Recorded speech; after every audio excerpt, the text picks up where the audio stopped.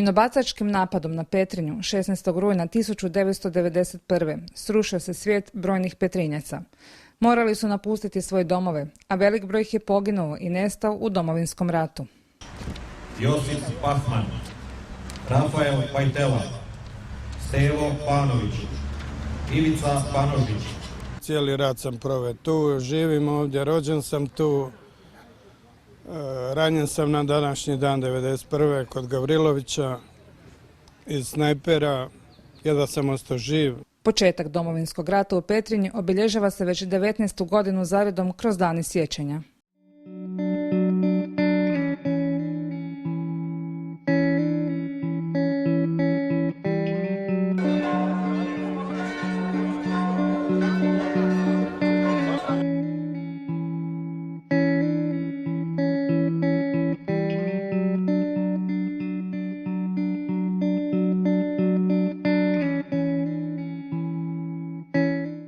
Danas smo vidjeli koliko je to poginulih, zatočenih, nestalih hrvatskih branitelja, koliko poginulih civila.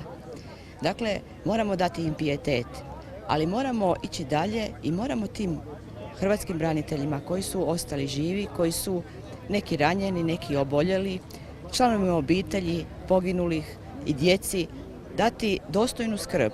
Jako puno je poginulo hrvatskih branitelja, civilnih žrtava, nestalih hrvatskih branitelja, nestalih civila i sve ono što proživljavaju prije svega obitelji.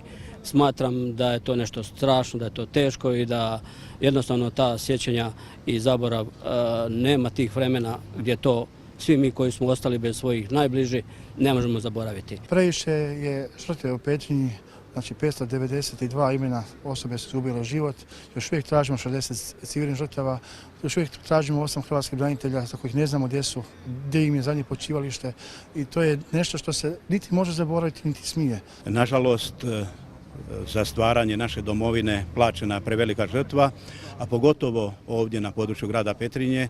Grad Petrinja koji je, možemo reći, drugi po veličini grad nakon Vukovara koji je doživio tragediju i najveća ratna razaranja, i materijalna i evo žrtve. Ovo su dani u kojima moramo prije svega reći ono što je istina. A istina je da je dobro deklarativno dolaziti u grad Petrinju, poslati pozdrave, poruke, lijepe i tako dalje. Međutim, ovaj narod od toga ne živi. Ovi svi koji su ovdje uklesani u ovaj spomenik, jasno bi danas da su živi rekli i dali svoju poruku da nisu sanjali ovakvu Hrvatsku, Hrvatska koja bi trebala upravo na ovim prostorima gdje se je stvarala, gdje se krvljom branila i gdje je 9. mjesec ostavio trag u svakom čovjeku kada smo napuštali svoj dom. Jednostavno smo mislili da će to biti nešto drugo.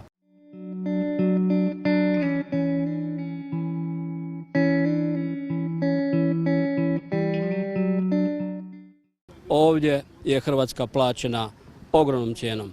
Mnogi su to iskoristili, mnogi to koriste upravo ono što je najvažnije kad su predsjednički izbori, kad su izbori za Sabor, kad su to lokalni izbori i tako dalje. Međutim, nama koji vodimo gradove i koji vodimo grad i koji smo preuzeli odgovornost, ovdje se postavljaju pitanja, ovdje se traže određeni standardi i ovdje moramo znati jasno i dati poruku. Neće više ovako ići. Mi smo ovdje 300.000 kuna dali i za spomenik, i za ambulantu za oboljele od PTSP-a, i za u programu pristupačnosti za lift, da bi hrvatski branitelji koji su ranjeni mogli doći do gradskih službi.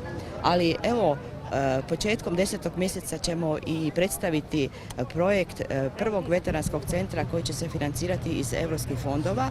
To je vojarna Zrin koje je Ministarstvo obrane već formalno predalo Ministarstvu branitelja i pokazat ćemo kako se zapravo radi sveobuhvatna skrb za hrvatske branitelje, za ratne vojne invalide, za članove obitelji, ali civilne žrtve rata, posebno seksualno zlostavljane osobe. Morat ćemo se izboriti za ono što su se izborili mnogi, a imaju puno manje žrtava, ali su znali galamiti, znali su vikati, znali su prodati svoje hrvatstvo, znali su biti i džepotvorni Hrvati i sve ono što je trebalo da bi opstali i oni u politici i na vlasti. Njima treba reći zauvijek s Bogom, a Petrinja im ne smije biti poligon za bilo kakve ja bih rekao, svoje osobne ili druge frustracije. Petrinja mora biti ono što je, svetinja Domovinskog rata i sve ono što se gradilo. Treba živjeti dalje, sad teško je, situacija kakva je, ali evo, družimo se, okupimo se, podijelimo dobro i zlo svi zajedno i tako. Nismo napravili Hrvatsku po mjeri samo jednih, nego po mjeri svih građana. Znači Petrinja i Hrvatska po mjeri svih nas i svakog od nas.